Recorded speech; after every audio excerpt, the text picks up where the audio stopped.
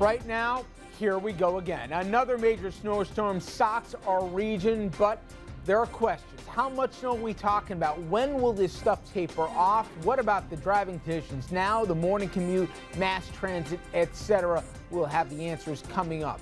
And the Files One News team, they've got our region blanketed with coverage. They will join us as well. And then Chris Christie's inauguration hangover.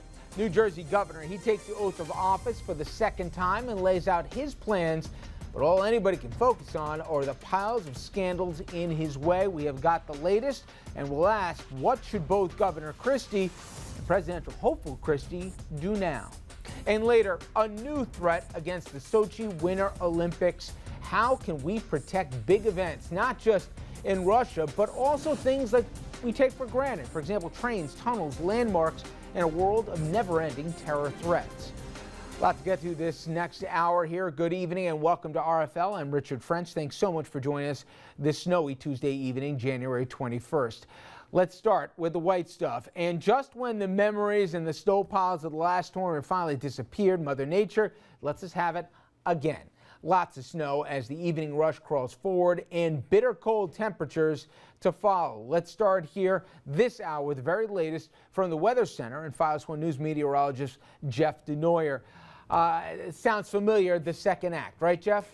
It feels like we just did this, right? You know, we did have a little bit of a break, though. The temperatures did warm up a bit during the break between the snow events, but just as we get the precipitation in, the colder air arrived last night. We'll talk about that in just a moment, but first off, just to recap, the winter storm warning is in place for really the entire area, including advisories off to the north and west. We're talking about accumulating snow throughout much of the area. You can see these darker blue bands of snow. That is some very intense snow rates of 1 to 2 inches per hour. They extend all the way from Boston down into the DC area and cutting right through New York City right now. And we're going to be seeing this throughout the evening hours with these heavy bands setting up. It produces some locally heavy snow, reduces visibility, and causes some very tough driving conditions.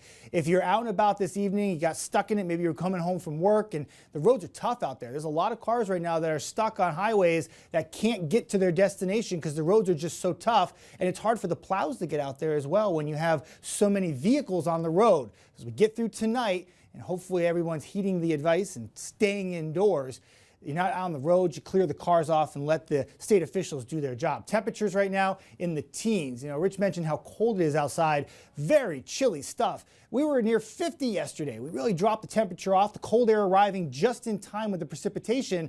You know, if this storm comes up the coast last week when we were in the 40s, it's all rain. But now we have this funnel of cold air pouring in. Temperatures have dropped back nearly 30 degrees in 24 hours. That's a tremendous change. And it's all courtesy of, believe it or not, high pressure. You think high pressure brings fantastic weather, sunshine, glorious conditions, but sometimes high pressures can backfire because what it's doing is it's bringing clear conditions to southern Canada, but it's throwing in cold blast of air right through New England down into the mid-Atlantic. And what's happening is when a low pressure develops off the coast and encounters that cold air as it rides up the eastern seaboard, you get snow. And the timing played out perfectly, if you like snow, for the cold air to settle all in just when the low arrived with the precipitation. You also get a gradient that's a bit tight in between these two pressures, and you squeeze out the excess wind, and you get windy conditions, and therefore gust up to 30 to 35 miles per hour, blowing and drifting that snow, because with the cold temperatures, we're only around 20 degrees in the teens. It's a fluffy snow, so it gets blown around real easily and reduces visibility and causes some major problems. And that's what we're seeing through the evening hours with heavy snow this evening, gusty winds, and this continues right into the morning hours. Maybe you won't have snow falling from the sky in the early morning, but you'll still have light, fluffy snow on the ground. The winds will still be blowing and drifting that snow back on the roadways and also reducing visibility, so a very tough go of it. Anytime you have a snowstorm event that is 6 to 12 inches through much of the region, a little less as you work your way to the north and west, with locally heavier amounts, mind you, up to 13 to 14 inches of snow in some locations, that's a major snow event. And it takes a while to get that snow off the roads. And that's what we're going to be dealing with not only for tonight, but also into the first part of tomorrow. If there's a chance that you can maybe go into work a little later tomorrow, maybe have some late school starting up, maybe an hour delay or 2 hour delay, that might be the best thing because those early morning roads are still going to be tough, even though the snow will stop falling from the sky.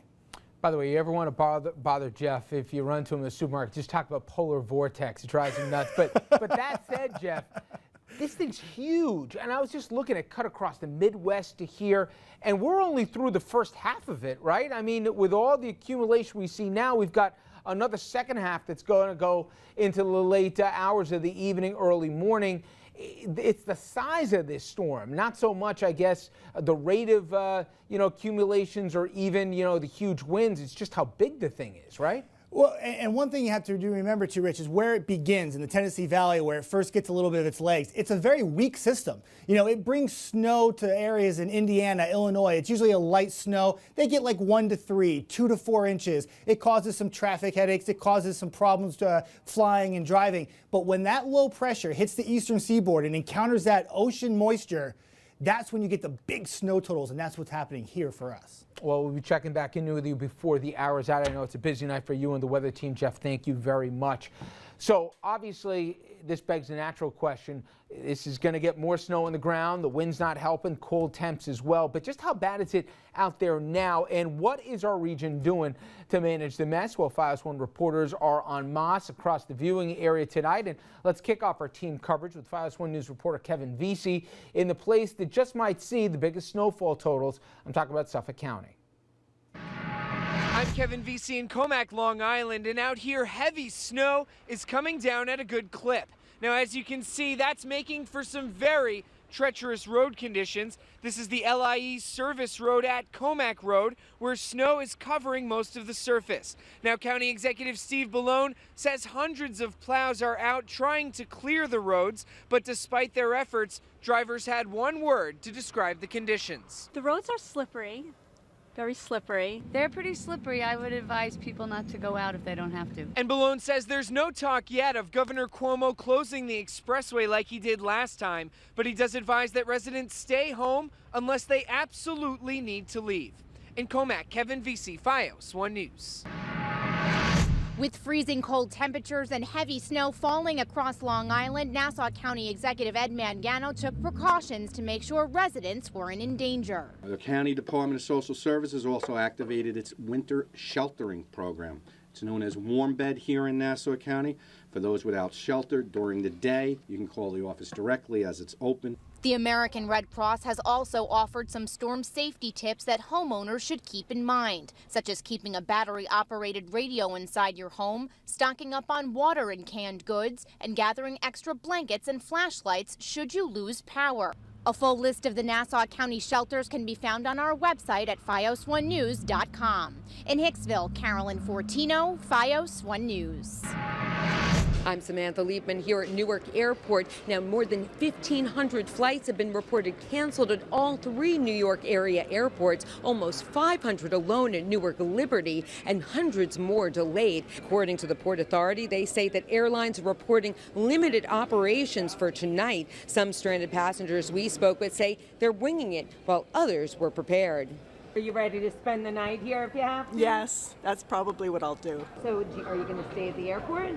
I don't know yet. We booked a room at the Marriott, and if we have to, we'll stay. Now, the last time I called that Marriott, they said they had only 1 room left, and they say they are never this full on a Tuesday night. So your best bet is, if you plan on flying tonight, to check ahead with your carrier before you head out the door. At Newark Airport, Samantha Liebman, FiOS 1 News. Now, we're going to have much more on this big storm a little bit later on RFL and obviously throughout the evening on FiOS 1 as our storm blast coverage continues on FiOS 1. Okay, and as we jump to break here, a tease, because when we come back, we're going to move away from the weather for a little bit and talk politics here, and an inauguration that in many ways had a cancellation because of the weather, but it might have been a favor to a very beleaguered governor, Chris Christie. His second inaugural is supposed to have been a rollout moment for the presumptive 2016 presidential candidate, but that was before Bridgegate and the Sandy funding scandals and all the other questions that have come up in the last week. So what should the governor do now? We'll get into that as we come back from break, and we leave you now with a live shot in Freehold, New Jersey. As you can see, the white stuff keep on coming down.